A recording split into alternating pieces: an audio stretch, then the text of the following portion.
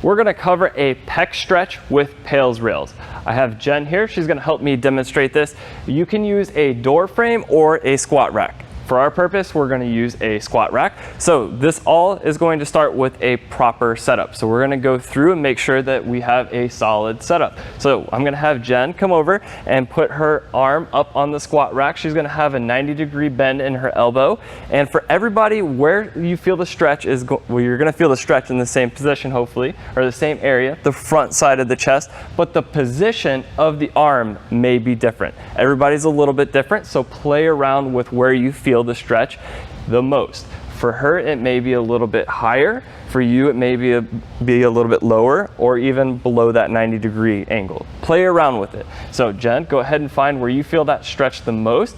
And then you can also, after you find a good stretch there, open your chest up and move away and pull into a stretch even more. Now, the stretch should all be in that pectoral region, the front side of your chest. You should not feel any pinching or anything really on the back side of the shoulder. If you do have any type of pinching or pain on the back side of your shoulder, it's just a sign that your joint is not working 100% optimally. That is a sign that you should go get that joint assessed by a healthcare provider.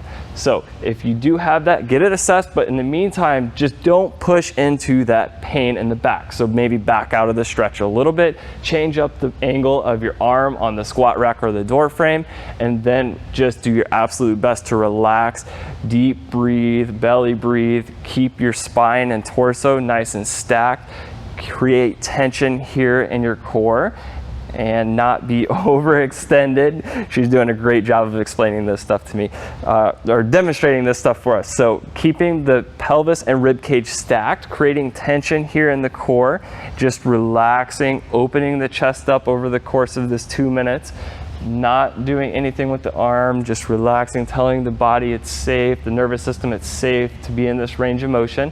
After that 2 minutes is up is when we're gonna start the PAILs contraction. She's gonna start keeping this tight, big belly breath, create tension. She's gonna start pushing this arm into the squat rack. So she's imagining doing this motion, but it's an isometric. So there's no movement happening, just isometrically pushing into the squat rack, no movement at the chest either. She's slowly ramping up over a 10-second count, maybe pushing at 25% of her max contraction to start, 50%, 75%. Once she's at that 100% of her max contraction, she's holding that for 20 seconds. An isometric contraction. Everything is staying solid, rigid through the spine, not overextending or dumping into that extended position.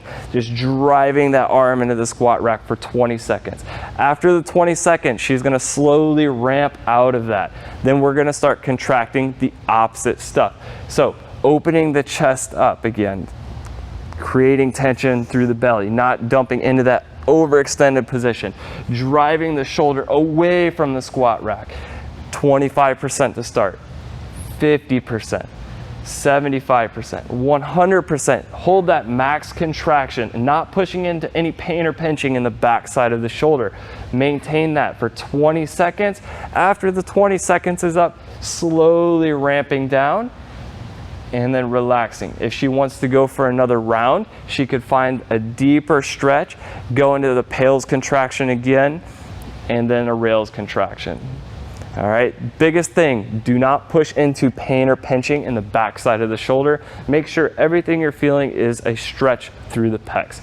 And then a solid setup position, not overextending through the spine as you're pushing and pulling away from the squat rack. And there you have it. That is pec stretch with PAILs rails.